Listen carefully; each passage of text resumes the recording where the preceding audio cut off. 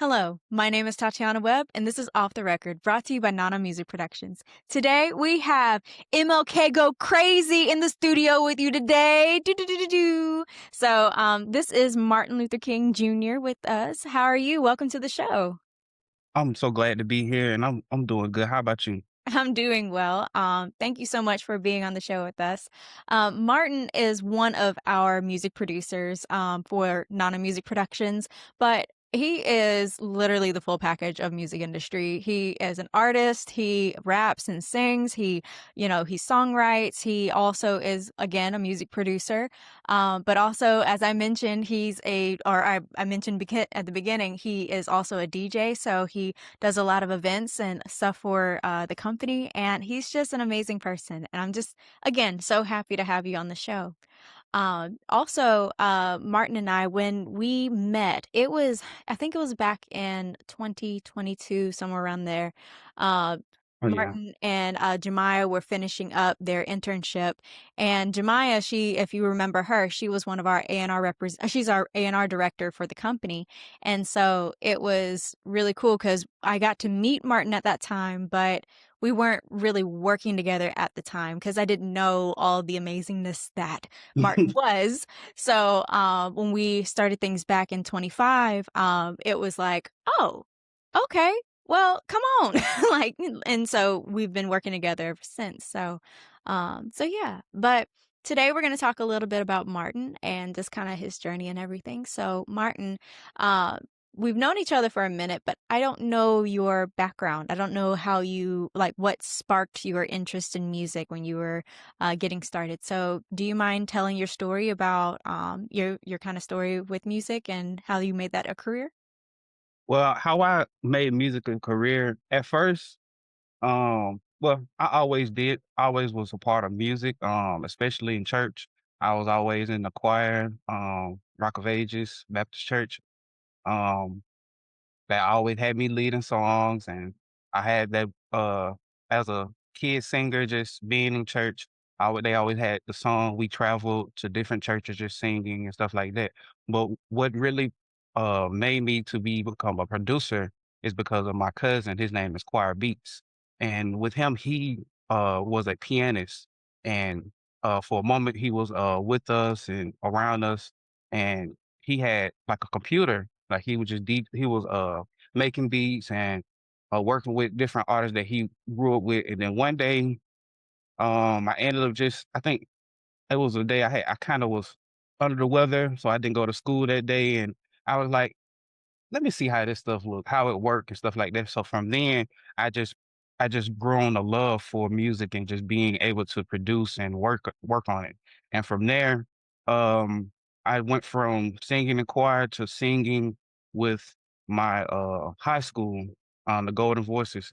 And we from there it was like I became more acquainted with how it is to work with like choirs and being able to be behind the scenes.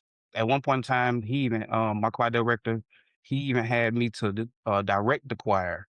So just being able to be um in the stands and then being able to direct and stuff like that. So it was just a great opportunity.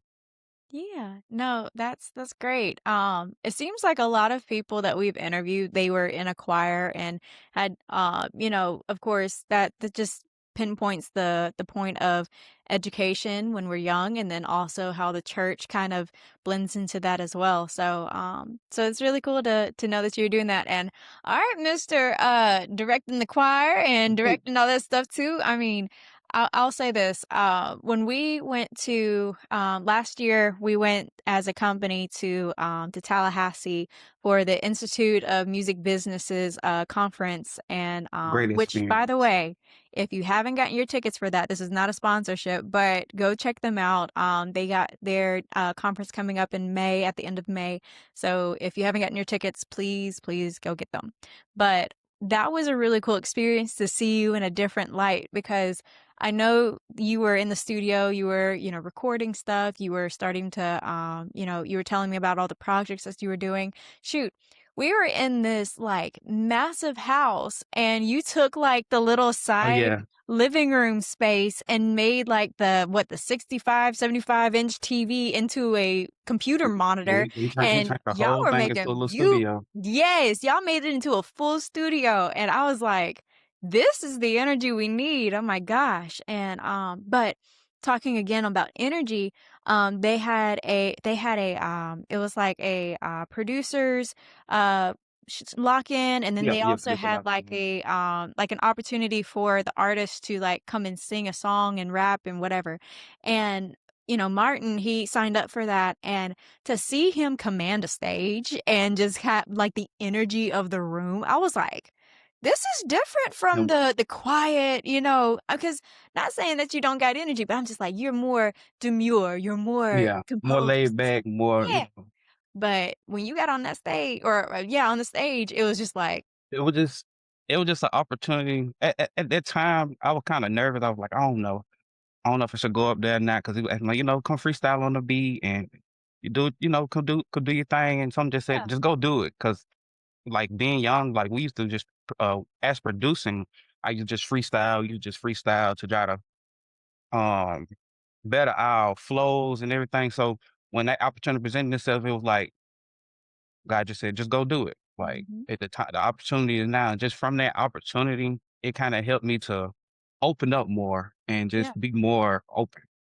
Yeah, and the other thing was, kinda like how we talked before we got on the podcast today, like, your name carries a memorable it's so Yeah. easy to remember your name, and the fact that you came into that space and you went for it, not only did your name carry in that room, but now your professionalism, your artistry, who you were exuded on that stage, and now the entire conference knew who you were, to the point where you were, like, almost VIP royalty Yeah. towards the end. Can you talk a little bit about your experience with the producer shut-in and what that was? Because Um, I didn't get to be there for that.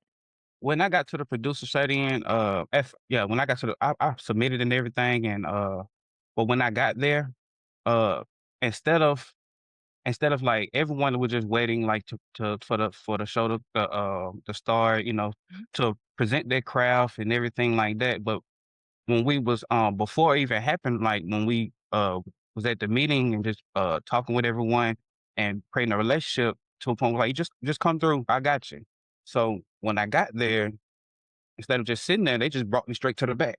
Mhm. And I was back there with everybody. It was just a great experience, a eye opener, just helping me to understand the ins and outs and just the culture behind it, and just being able to connect and understanding that we all are here to help each other and to better each other and to inspire each other.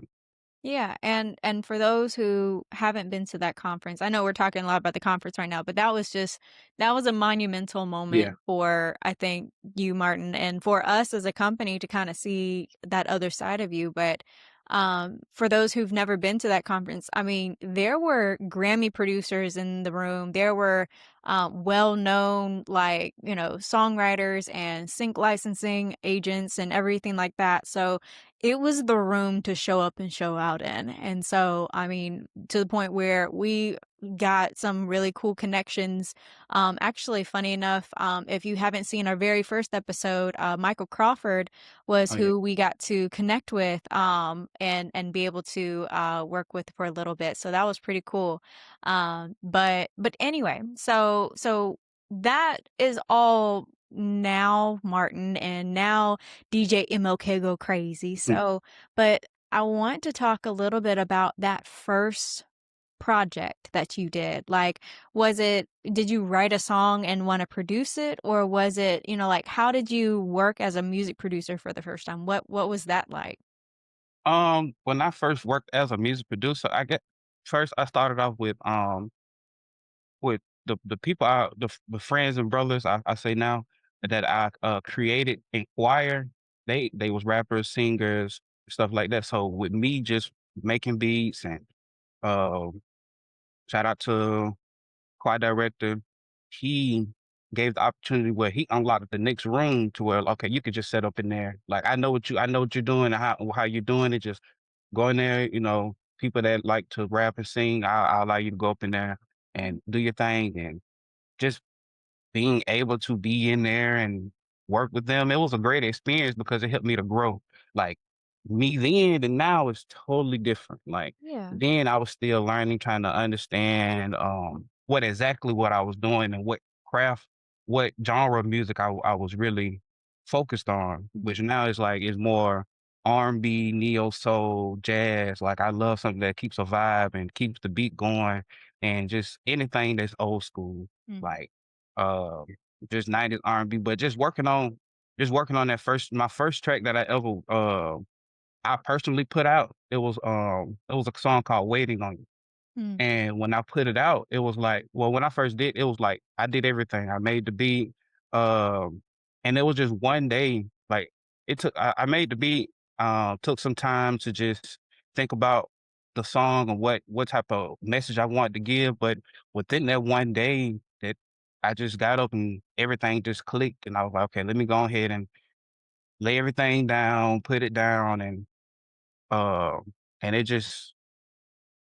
it was a great experience. Yeah. I mean, and going back to how you said you started, like your choir director gave you access. He quite literally opened the door for you to be able to flesh out all of that creativity to with your brothers. And so to be able to have a an adult or have a leader open the door for you, quote unquote, that's something that I think everybody, kind of takes lightly. And sometimes some people, stay humble to it. And I see you're doing that now. But, you have to be very mindful of who's opening doors for you and, Most and definitely.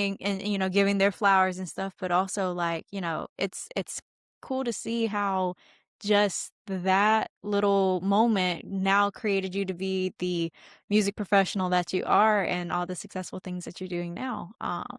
'Cause, there's a lot of stuff with you specifically, but one thing that, you were just a beast at was our inaugural Juneteenth Freedom Fest, But yeah. where you were killing them ones and twos, and don't get me wrong, like, when we were in Florida, when we were at the conference, I know you got that old school in you because we were listening and rocking to everything, Oh yeah. what was it? "I'll be there." Yeah, Like, we were out yep. that And, song was and the stuck. beat goes on, just Yes. different songs just to keep the tempo up, and It just made the whole event and the whole trip just fun, and so but going back to the festival, yeah, you played into that too, and, what's it like DJing for different types of, crowds? 'Cause I sing in front of different groups, and I sing and, do different genres and stuff, but being able to DJ and be able to kinda gauge the crowd on that, like, what is it like for you kind of managing that and "performing," quote, unquote? um, when it came down to that, it was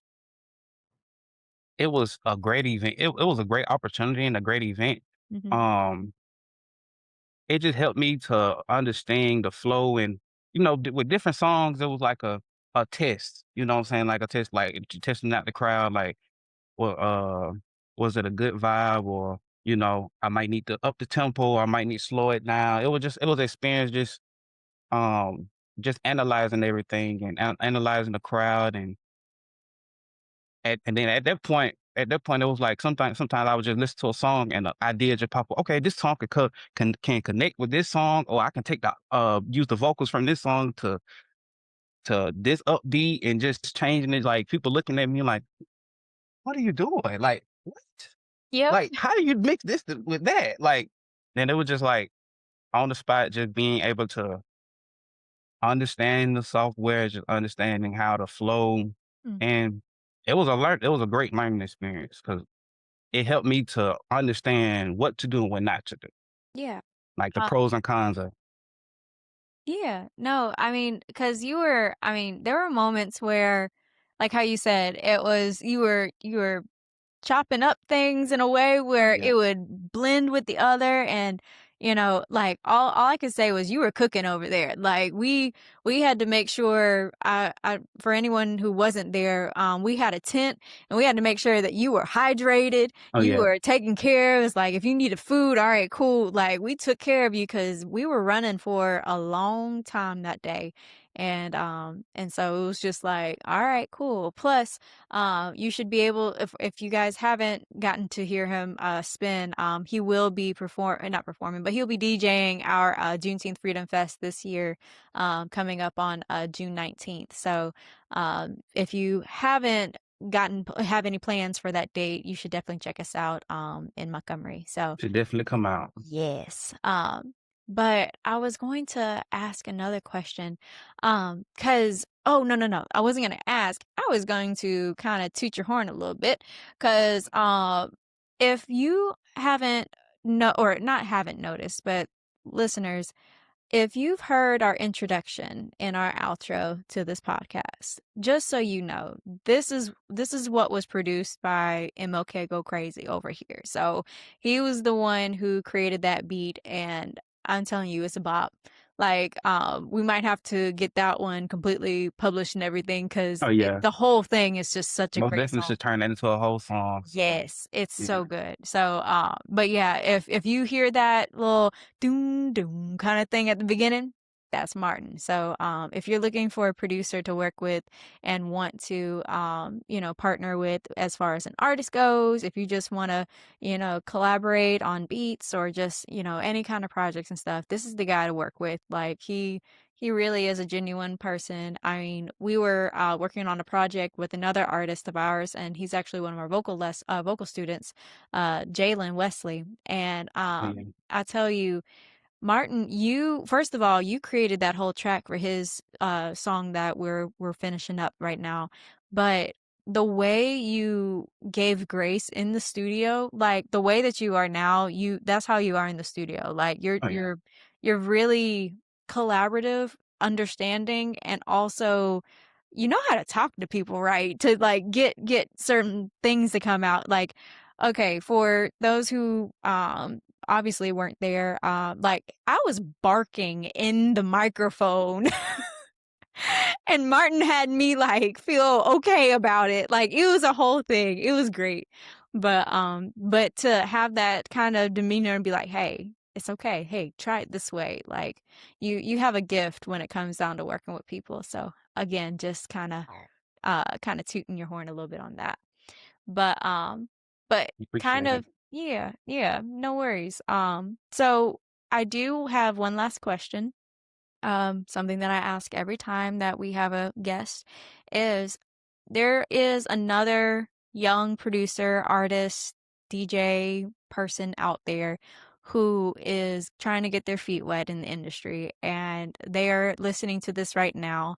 What advice would you give them to, as far as being in the industry, or what's the lessons learned that you've had so far that you'd like to Um, share? Rule number one, I would say just always believe in yourself, no matter how hard it get, no matter if it's not going right now, because we don't know, you could do something so tremendous and it could shoot off and have you everywhere. But it's like just staying focused, always keep God first. Mhm. Just keep your head keep your head held high even when times get hard, and just always experiment, always learn, and trusting your instincts, you know, just be completely 100% you, you know. Don't try to fit in or anything like that, because who you are, people gonna appreciate that. And being genuine 100% and being 100% you. Yeah. No, I love that. Thank you so much. Because yeah, that's a lot of people, especially in art and music and such, they sometimes can lose themselves and they can get so caught up in the fame or trying to put on a persona or, I've got to act hard to, be able to move into this industry the right way and blah blah blah. And I'm just like, no, we like genuine talent. We like genuine people. there's a way to have integrity in this game Yeah. and still be productive and and be successful. Now, you got to be strategic, you got to work for it too, but You have to again, invest in yourself. yeah, like I mean, and that's really with any industry. Like Yeah. if you are trying to move in a certain direction towards your purpose, like you've got to move with purpose. Like you got to move with energy, and also staying true to yourself and keeping those personal checks. Because, like I said, sometimes people lose themselves, and it's a dangerous game because now you start to slip in your identity. And actually, funny enough, you want to hear more about that? Go listen to Jemiah Lawson's podcast episode because we talk about that and hers. What I think it's titled "Through the Looking Glass." So and talking about self identity and stuff like that. So, yeah. Well, thank you so much, Martin, for joining us on the show. I know we've got a few projects that we're working on too, so we're gonna have you on on the show again. And if you are at any non-music production event that we got a DJ, more than likely is this man right here. But to support you and to make sure that people have a way to hear your music and just again support you, where can people find you online, like social media and such? Well, everywhere you can find me at MLK Go Crazy. On Facebook, it'll be my full name, Martin Luther King Jr. Mm. Um, Love and peace, Yeah. because that's what I believe in. But you can find me MLK everywhere else, and music wise, you can find me MLK Go Crazy, and as an artist, you can find me as KS. KS. Okay. I didn't ask this earlier because you started saying it a lot. So quick little pause in the in the social thing. But how did you come up with MLK Go Crazy? Um, how I came up with it is how I even came up with the tag in itself, which Intel gave me the name. Is I was recording my brother, and he was like, just how I was getting everything going, everything that he was recording, like everything was following the order. He was like, MLK, you go crazy. I said, that could be a tag. Mm, But from that tag, it was like MLK, which is which is my initials for my name, but just going crazy because anything, me personally, anything I take it personally, and I want to take it to the highest level. I want to be able to take it to where, uh, in a sense, wherever you want to take it, I want to take it even further. Like there you go. I want us to be able to push each other, and I want us to go crazy. Yeah, we're gonna go So crazy. Yo, so okay, cool. Well, now we know the lore behind MLK Go Crazy. But thank you so much for being on the show. So if you like what you heard today, you can follow the podcast at Nana Music _ off the record. You can follow the company at Nana Music Productions, or you can follow me at web.tatiana.m. And just remember, this podcast was off the record. it's off the record. Yep, Yeah, it is. off the record. Off the record. We gonna go crazy. Bye, guys.